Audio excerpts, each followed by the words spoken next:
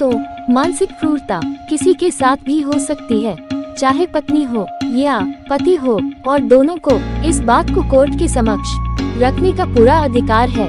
जी हाँ दोस्तों, आज हम आपके लिए एक ऐसा जजमेंट लेकर आए हैं जिसके आधार पर आप तलाक तुरंत ले सकते हैं। दोस्तों, वीडियो शुरू करने से पहले आपसे एक अनुरोध है, अगर आपने अभी तक हमारे चैनल को लाइक और सब्सक्राइब नहीं किया है तो एक लाइक और एक सब्सक्राइब कर दें।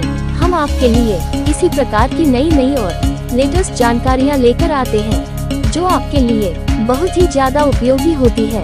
तो आइए दोस्तों, जानते हैं इस मामले में क्या हुआ था और क्या था पूरा मामला। दरअसल दोस्तों, इस मामले में इलाहाबाद उच्च न्यायालय में पारिवारिक न्यायालय अधिनियम 1984 की धारा 19 के तहत पति ने एक अपील दाखिल किया था, जिसमें फैमिली कोर्ट द्वारा पारित निर्णय और डिक्री की वैधता को चुनौती दी गई, जिसमें तलाक के मामले में पत्नी द्वारा पति के साथ क्रूरता करने से इनकार किया गया था।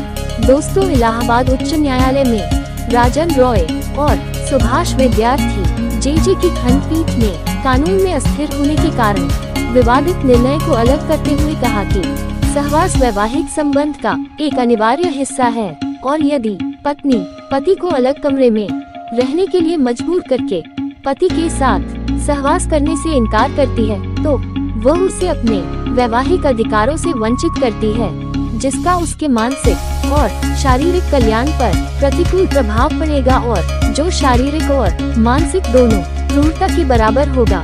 दोस्तों, दोनों पक्षों ने 2016 में लखनऊ में शादी की थी। ये पत्नी की पहली और पति की दूसरी शादी थी। आरोप है कि दोनों पक्षों के बीच संबंध महज 4-5 महीने तक सामान्य रहे और उसके बाद पत्नी ने पति को तरह तरह से परेशान करना शुरू कर दिया। उसने पति को अलग कमरे में रहने के लिए मजबूर किया और उसे धमकी दी कि अगर वह उसके कमरे में आया तो वह आत्महत्या कर लेगी और उसके पूरे परिवार को आपराधिक मामले में फंसा देगी। दोस्तों, कोर्ट ने माना कि ऐसा लगता है कि पति और उसकी पहली पत्नी के बीच विवाद हुआ, जिसके परिणाम स्वरूप उनका तलाक हो गया। कोर्ट ने आगे कहा कि हालांकि पति ने कहा कि पत्नी कहती थी कि वह तलाक चाहती है, लेकिन उसने ही तलाक के लिए मुकदमा दायर किया था। पति ने यह नहीं बताया कि पत्नी अपने घर से चली गई है या नहीं। पति ने पत्नी द्वारा दी गई धमकियों का विस्तृत ब्यौरा नहीं दिया है और ऐसी घटनाएं तब भी हो सकती हैं जब पति और पत्नी के बीच झगड़े हों। उन्होंने ये साबित करने के लिए कोई सबूत नहीं पेश किया कि ऐसी घटनाएं लगातार हो रही थी। इस प्रकार व्यथित होकर पति ने अपील दायर की।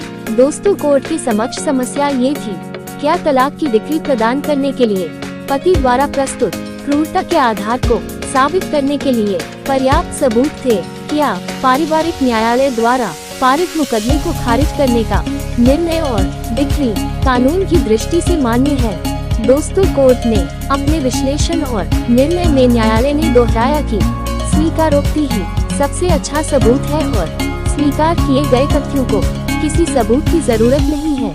इसके अलावा न्यायालय ने कहा कि हालांकि पत्नी ने 2019 में पारिवारिक न्यायालय के समक्ष अपनी उपस्थिति दर्ज कराई थी, लेकिन उसने इन दलीलों का खंडन करने के लिए कोई लिखित बयान दर्ज नहीं किया और इसलिए उसने पति की दलीलों को निहित रूप से स्वीकार कर लिया, जिसमें कहा गया है कि दोनों पक्षों के बीच संबंध केवल 4-5 महीने की अवधि के लिए सामान्य रहे और उसके बाद पत्नी ने पति को परेशान करना शुरू कर दिया और वह उसे एक अलग कमरे में रहने के लिए मजबूर करती थी।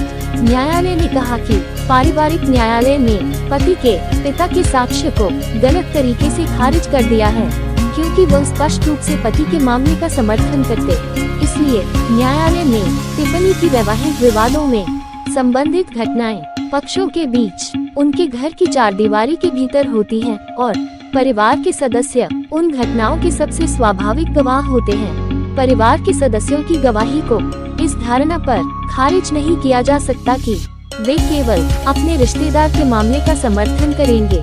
न्यायालय ने ये भी कहा कि पारिवारिक न्यायालय ने इस तथ्य को नजरअंदाज कर दिया कि पति के सभी साक्ष्यों का खंडन नहीं किया गया है।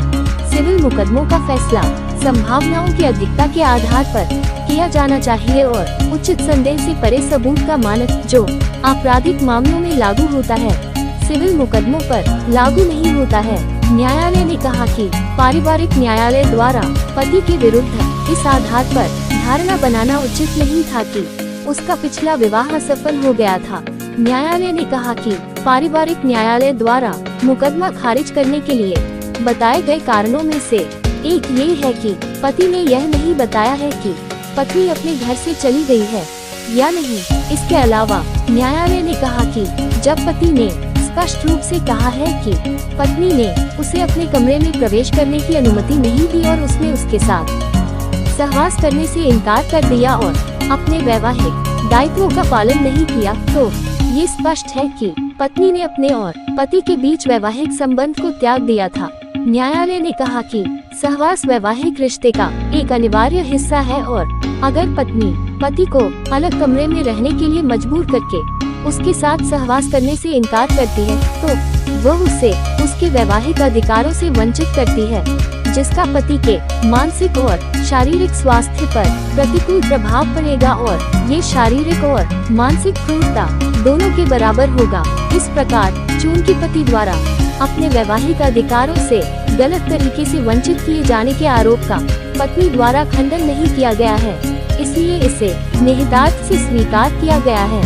न्यायालय ने कहा कि तलाक की डिक्री प्रदान करने के लिए पति द्वारा प्रस्तुत क्रूरता के आधार को साबित करने के लिए पर्याप्त साक्ष्य मौजूद थे तथा उसने एक पक्षीय साक्ष्य के माध्यम से सफलतापूर्वक साबित कर दिया है कि पत्नी उसके साथ क्रूरता से पेश आ रही थी। दोस्तों, पत्नी के खिलाफ आप इस जजमेंट को अपने केस में लगा सकते हैं और किसी भी तरह की कानूनी सहायता के लिए नीचे दिए गए कमेंट बॉक्स पर कमेंट करें। हम आपकी हर संभव सहायता करने में मदद करेंगे। दोस्तों, अगर आपने वीडियो को पूरा देख लिया तो वीडियो को लाइक और सब्सक्राइब कर दें। हम आपके लिए इसी प्रकार की नई और लेटेस्ट जानकारियाँ लेकर आते हैं। दोस्तों, आप अपने अधिकारों के लिए लड़ें और जागरूक बने, यही हमारा प्रयास है। सत्यमेव जयते। जय हिंद, जय भारत।